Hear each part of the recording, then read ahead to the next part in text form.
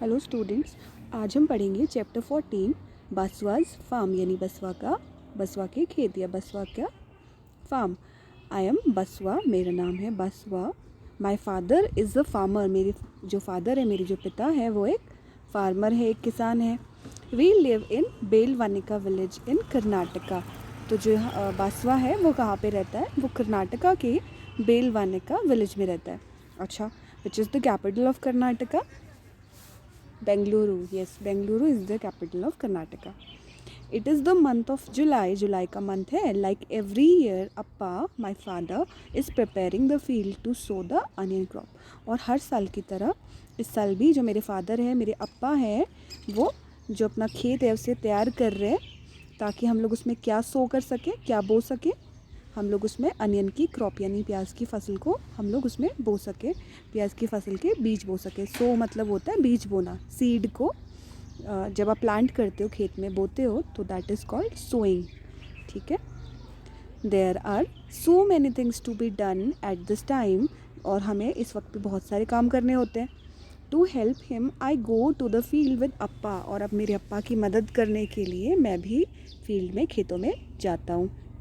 In the last few days, Appa has been using the khunti, an iron rod, to dig the soil and loosen it and make it soft. तो पिछले कुछ दिनों से जो अप्पा है वो खुंटी की मदद से, एक आयरन का एक रॉड सी होती है, ये देखिए, ये है खुंटी,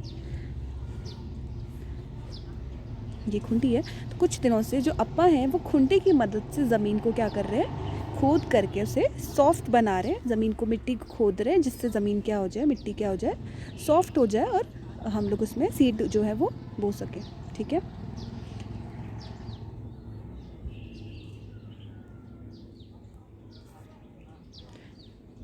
ठीक है, सोइंग द सीड्स। और अब ये बात करते हैं बीज इन्होंने कैसे बोए, कैसे इन्होंने सीड्स को सो किया। This year also my father will sow onion seeds in the field, the bullocks will pull the kurji and Appa will walk behind them. तो यहाँ पे क्या हुआ कि हर साल की तरह इनके फादर जो है वो अनियन का सीड सो करेंगे, बोएंगे। तो जो इनके बुलक्स है, जो इनके बैल हैं, वो क्या करेंगे? कुर्जी को खींचेंगे, इसको पुल करेंगे, और इससे क्या होगा? मिट्टी क्या हो जाएगी? ज़मीन जो है वो सॉफ्ट हो जाएगी, और अप्पा उनके पीछे पीछे चलेंगे और उन्हें गाइड करेंगे। और जो अप्पा है साथ ही साथ जो है वो सीड को भी स्प्रिंकल करते चलेंगे। देखो यहाँ पे जो बुलक्स है, जो बैल है, वो इसे खींच रहे हैं, और यहाँ पे अप्पा जो है वो यहाँ पे सीड्स को स्प्रिंकल कर रहे हैं, इस चीज़ के अंदर सीड्स को डाल रहे हैं, और यहाँ से सीड जो है वो ज़मीन में चला जा रहा है। तो इस तरीके से सीड को सो कर रहे हैं। I would also like to do this, मैं भी ऐसे करना चाहूँगा, जस्ट लाइक माई अप्पा, मेरे अप्पा की तरह मुझे भी ये चीज़ करनी है, मुझे भी सीड को सो करना है।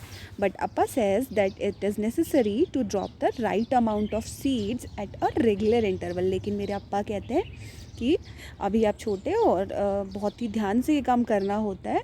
जो सीड्स हैं उन्हें सही टाइम में, रेगुलर टाइम इंटरवल में, सही मात्रा में, सही अमाउंट में हमें ड्रॉप करना होता है। अगर हम लोग ज़्यादा सीड ड्रॉप कर दें तो वो भी ख़राब है, और अगर कम सीड हो तो वो भी ख़राब है। तो हमें राइट अमाउंट ऑफ सीड डालना होता है। देखो यहाँ पे इसके अप्पा क्या कर रहे हैं, यहाँ पे इस चीज़ में सीड डालते जा रहे हैं, और सीड यहाँ से नीचे ज़मीन में गिर रहे हैं। तो फादर कहते हैं कि ये राइट अमाउंट में करना होता है। This is not so easy to do, ये बिल्कुल भी ईजी नहीं है, आसान नहीं है। He says that I may drop too many seeds at one place. अप्पा कहते हैं कि मैं एक ही जगह पे बहुत सारे बीज गिरा दूंगा, सारे के सारे सीड्स जो हैं वो, बहुत सारे सीड्स एक ही जगह पे गिरा दूंगा। I must wait till I am a little older to be able to do this properly. और मुझे कुछ समय तक इंतज़ार करना पड़ेगा, वेट करना पड़ेगा, जब तक कि मैं इतना बड़ा नहीं हो जाता हूँ कि मैं ये काम अच्छे से कर पाऊँ। What other ways could be used to plug the fields instead of animals? तो यहाँ पे आपसे क्वेश्चन पूछा जा रहा है कि हम लोग यहाँ पे, तो ये लोग खेत मिट्टी को प्लग करने के लिए एनिमल्स यूज़ कर रहे हैं, बुलक्स इस्तेमाल कर रहे हैं। क्या कोई और तरीका भी है ये करने का जिसमें हम लोग एनिमल्स को इस्तेमाल किए बिना खेतों को खोद सकें, उन्हें प्लग कर सकें? तो yes, there are too many ways. जैसे कि हमारे पास होते हैं ट्रैक्टर, होते हैं, और भी मशीनरीज होती हैं जिससे हम लोग क्या कर सकते हैं? एनिमल्स को यूज़ किए बिना ही हम लोग फील्ड्स को प्लग कर सकते हैं। ठीक है, खेत की खुदाई कर सकते हैं। अब क्या होगा? इन्होंने सीड बो दिया, सेकेंड स्टेप होगा स्प्राउट अपीयर। अभी क्या हो जाएगा, it is now 20 days since the seeds were sown. हमने बीज को जब बोया था तो उसे 20 days हो चुके हैं। हमने 20 days पहले सीड्स को क्या किया था, सो किया था, बोया था। The onion plants have started to sprout. और अब जो अनियन के पौधे हैं वो उनमें स्प्राउट्स आने लगे, यानी वो अंकुरित होने लगे, जर्मिनेट होने लगे। देखो स्प्राउट्स आने लगे, ठीक है। स्प्राउट क्या होता है, आप जब सीड सो करते हो तो क्या होता है, सबसे पहले आप सीड सो करते हो ज़मीन के अंदर, फिर उसमें से छोटे छोटे स्प्राउट्स निकलते हैं, यानी जो सीड है वो स्प्राउट ये निकलता है ना, रेशे से स्प्राउटेड। आप कहते हो कि सीड जो है वो उसमें स्प्राउट्स आने लगे, मतलब कि जो सीड है वो जर्मिनेशन के फर्स्ट स्टेप में उसमें स्प्राउट्स आने लगते हैं।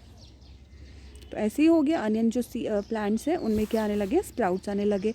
Along with onion plants weeds have also come up. लेकिन यहाँ पे क्या हुआ, अनियन के प्लांट तो उन्होंने बोए थे, लेकिन उसके साथ साथ यहाँ पे कुछ वीड्स भी उगाई है। वीड्स मतलब होता है ऐसे पौधे, अनडिज़ायरेबल प्लांट्स जो हमको नहीं चाहिए या जो हमने नहीं बोए, उन प्लांट्स को हम लोग कहते हैं वीड्स, यानी कि खरपतवार जो हमारे खेतों में खुद ही उगाती है, जिनकी हमें ज़रूरत नहीं होती।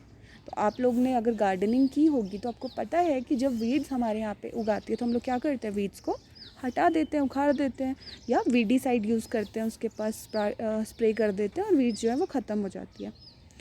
Weeds grow in the fields and garden without being planted. Weeds ऐसे पौधे होते हैं जो खेतों में खुद ही उगाते हैं, हम उनको प्लांट नहीं करते, हम नहीं उगाते, वो खुद ब खुद उगाते हैं और हमें उनकी ज़रूरत नहीं होती।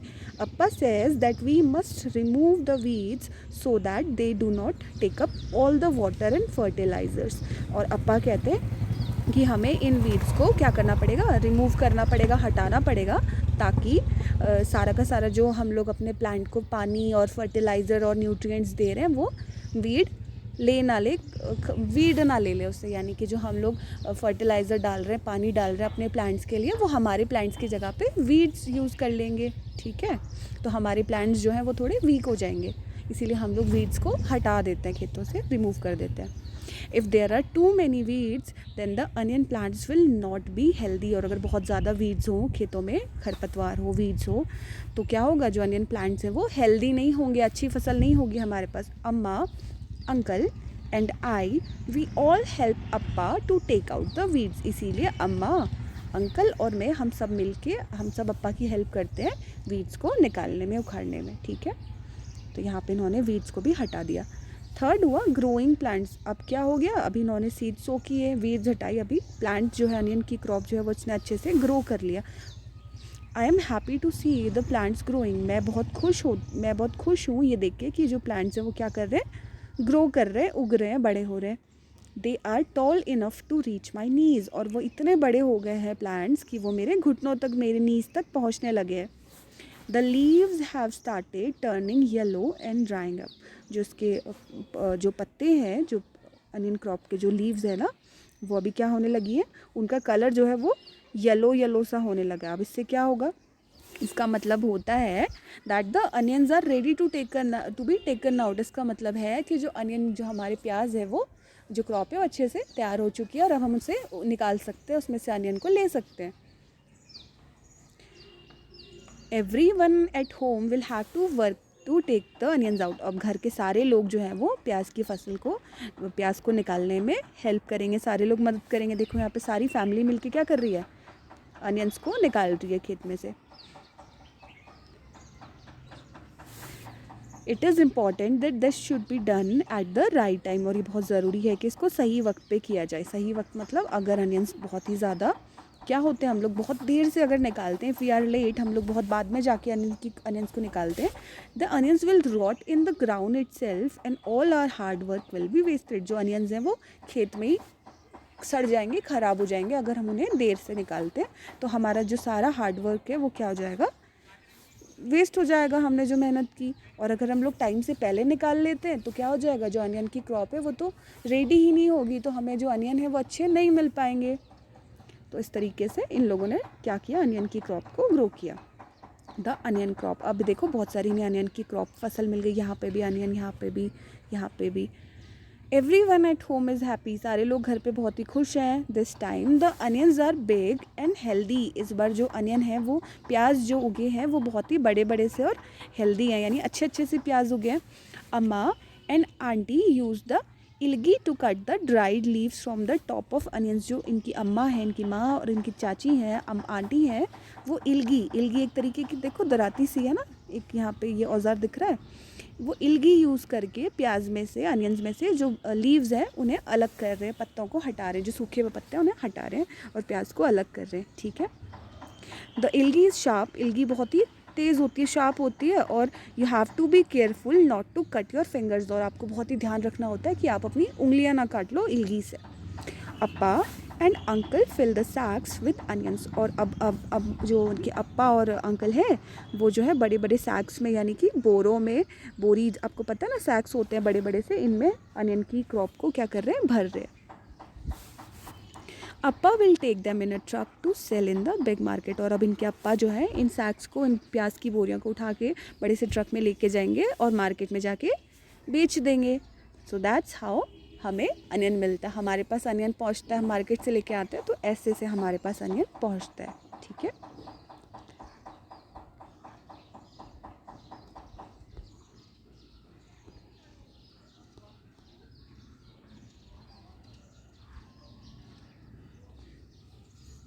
Y is Basava not able to attend school for some days. अभी पूछ रहे हैं कि बसवा कुछ दिनों तक स्कूल क्यों नहीं अटेंड कर पाए. Because he was helping his father with onion crops. वो अपने फादर को क्या कर रहा था, अनियन की फसल में उगाने में या काटने में या चीज़ें करने में हेल्प कर रहा था. अपने फादर के साथ फार्म पे हेल्प कर रहा था. Are there any fields near your house, what is grown there. तो यहाँ पे आपको खुद के आंसर्स राइट करने हैं कि क्या आपके घर के पास में कोई खेत है, और अगर है तो वहाँ पे क्या क्या चीज़ें उगाई जाती है.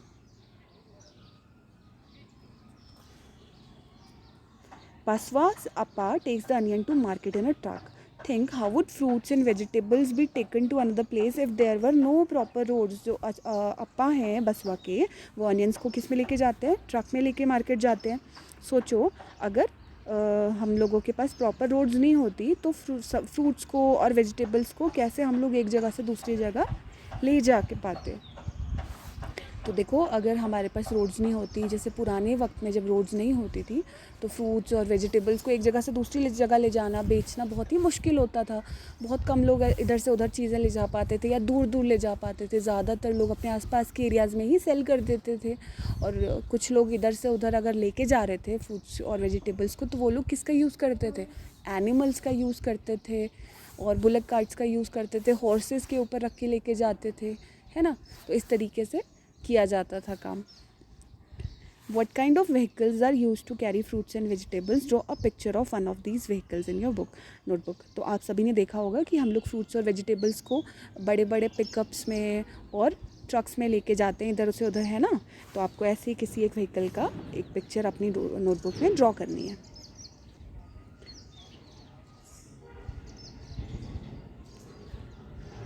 तो यहाँ पे आपको देखो कुछ इम्प्लीमेंट्स गिवन है जो बासवा की फैमिली ने यूज़ किए थे, यानी कुछ खेतों में इस्तेमाल किए थे औज़ार. तो हमें इनका नेम आपको फाइंड करना. देखो ये जो यहाँ पे जो चीज़ दी हुई है, इसका नेम इस चैप्टर में क्या था, इसका नाम था इस चैप्टर में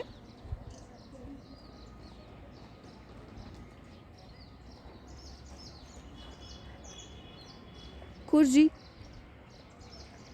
राइट, कुरीज इसका नेम था. इस चैप्टर में इस इम्प्लीमेंट का नेम था कुरीज. लेकिन अब आपको बताना है कि आपके एरिया में इस चीज़ को हम लोग क्या कहते हैं. तो इसको हम लोग क्या कहते हैं, हम लोग कहते हैं प्लग, या फिर हिंदी में से कहते हैं हल. अगर आप में से कोई फार्म पे काम किया होगा कभी या देखिए अब गए होंगे तो आपको पता होगा कि इसे इंग्लिश में कहा जाता है प्लग और हिंदी में कहा जाता है हल. लेकिन कर्नाटका में जहाँ की स्टोरी हम लोग रीड कर रहे हैं, जहाँ बासवा रहता है, वहाँ की जो कन्नड़ लैंग्वेज है वहाँ पे इसको कहा जाता होगा कुरीज.